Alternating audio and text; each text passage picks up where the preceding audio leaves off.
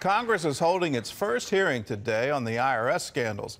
Members of both parties want to know why the tax agencies singled out conservative groups for extra scrutiny. They also want to find out why the IRS didn't admit it had targeted those organizations, despite questions from Congress. Ephraim Graham has the story. A tough day of questions for former IRS Commissioner Stephen Miller. Lawmakers on both sides of the aisle showing determination to get to the bottom of the scandal that targeted conservative groups with invasive questioning and audits, and why the agency kept quiet about it, despite questions from Congress. Somebody made a decision to do this, and I doubt that it were some low-level employees in the Cincinnati field office. The president continues to do damage control. In a soggy Rose Garden press conference, he said those responsible will be held accountable. My main concern is fixing a problem. I'm looking forward to working with Congress to fully investigate what happened. And a new concern. Republicans are linking the IRS scandal to the implementation of Obamacare.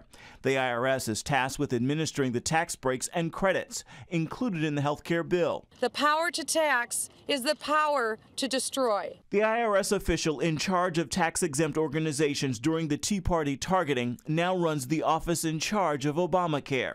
Republicans stressing that the IRS should have no role in Americans' health care. Ephraim Graham, CBN News. Well, the hearings begin today, and the chilling thing about all of this is that it seems that these actions were targeted at grassroots organizations who were trying to mobilize in advance of an election to get issues in front of the electorate. If that is what the IRS was specifically targeting, and that begs the question, where's free speech now in America?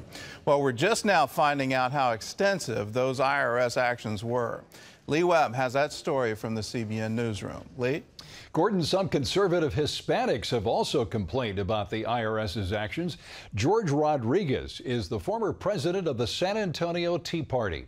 He tells Fox News that when they applied for nonprofit status, they were intimidated by IRS workers with excessive paperwork and meddling questions.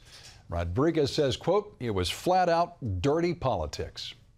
Several people are still missing and at least 6 are dead after 16 tornadoes tore through Texas Wednesday night.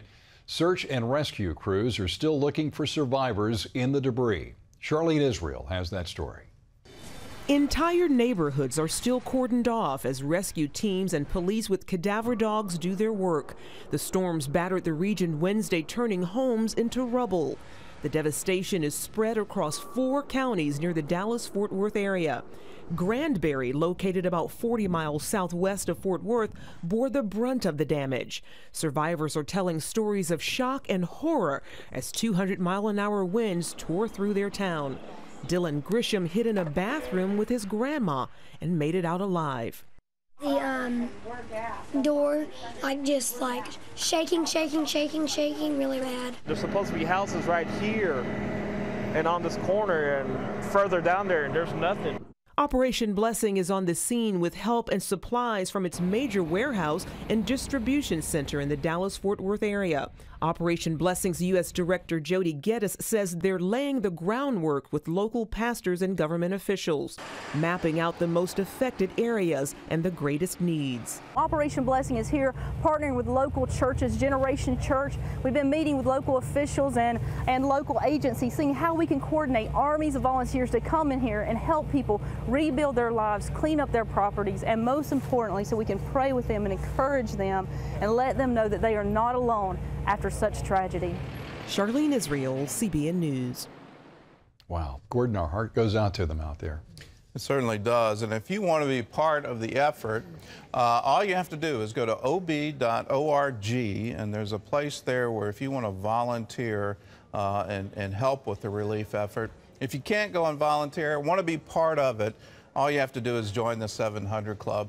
It's just $20 a month, 65 cents a day. A portion of every gift goes into the work of Operation Blessing to help the needy, to be there when disasters strike. Our motto is, when disasters strike, we want to strike back. And we want to strike back with love and compassion and very tangible help in their time of need. So if you'd like to do that, just call us, 759-0700.